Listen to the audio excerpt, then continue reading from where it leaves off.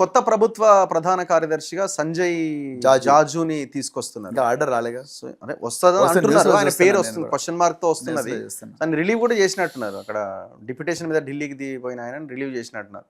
దీని మీద ఏమన్నా మీకు ఏమన్నా అనుమానాలు? అంటే మీకు అర్థమైపోయింది, మీరు ఇంతకుముందు ఒక ప్రశ్న అడిగారు. సో తెలంగాణలో రేవంత్ రెడ్డి గారికి కేంద్రంలో ఉండే బీజేపీకి ఏమన్నా మంచి రిలేషన్షిప్ ఉందని ఇది వన్ ఆఫ్ ద సంకేతం. ఒకవేళ ఆయన కనుక అయితే మోదీ డెఫినెట్గా ప్రైమ్ మినిస్టర్ కన్సెంట్ లేకుండా రాదు. సో మోడీ గారికి స్పష్టమైన ప్లాన్ ఉన్నది. వీళ్ళందరికీ ఏంటంటే బీఆర్ఎస్ని ఇబ్బంది పెట్టాలి, తెలంగాణ ప్రజలకు గొంతుక లేకుండా చేయాలి, మనం జాతీయ పార్టీలు మనం తర్వాత చూసుకుందాం ఏదైనా, కానీ ముందు ఒక రీజనల్ పార్టీ ఏదైతే ఉందో ఆ రాష్ట్రాన్ని కాపాడుకుంటుంది, ఆ ప్రజలను కాపాడుకుంటుంది.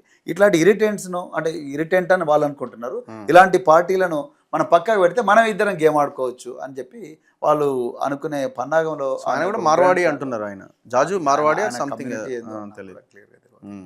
సో ఆ లైన్లోనే తీసుకోవాలి అది కూడా, అంతే అంటే డెఫినెట్గా రాష్ట్ర ప్రభుత్వం కేంద్ర ప్రభుత్వం ఇదో ప్రజలు, ఇది కాంగ్రెస్ అది బీజేపీ, రాహుల్ గాంధీ నరేంద్ర మోడీకి ఘోర విరోచితంగా పోరాడుతున్నాడు, అదంతా ఇక్కడ అంత సీన్ లేదు. ఇదంతా కూడా మ్యాచ్ ఫిక్సింగ్ వాళ్ళిద్దరి మధ్యలో, కాంగ్రెస్ బీజేపీల మధ్యలో తెలంగాణ ప్రజలను మళ్ళీ మోసం చేయడానికి జరుగుతున్న మ్యాచ్ ఫిక్సింగ్ అనేది చాలా క్లియర్గా అర్థమవుతుంది.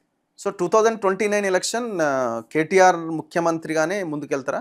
అది పార్టీ నిర్ణయిస్తుంది. మేమైతే పాదయాత్ర అంటే మేము కేసీఆర్ గారిని, ఆయన వర్కింగ్ ప్రెసిడెంట్ కాబట్టి డెఫినెట్గా వర్కింగ్ ప్రెసిడెంట్ రకరకాల ప్రచార కార్యక్రమాలు చేస్తారు, అందులో పాదయాత్ర కూడా డెఫినెట్గా ఒక భాగంగా ఉంటుంది. మేము కేసీఆర్ గారిని ముఖ్యమంత్రిగా చేయాలని మేమందరం కూడా పోరాడుతున్నాం, కేటీఆర్ గారితో సహా. సో ఒకవేళ అధికారంలోకి వచ్చి సీట్లు వస్తే అప్పుడు కేటీఆర్ని చేసే అవకాశాలు ఉండొచ్చు. పార్టీ నిర్ణయిస్తుంది అది. ఎవరు కేసీఆర్ గారిని ముఖ్యమంత్రిగా మేము చూడాలనుకుంటున్నాం, పార్టీ అంతా కూడా అదే మాట మీద ఉంది. సో తెలంగాణ ప్రజలు కూడా వారే ముఖ్యమంత్రి కావాలని కోరుకుంటున్నాం.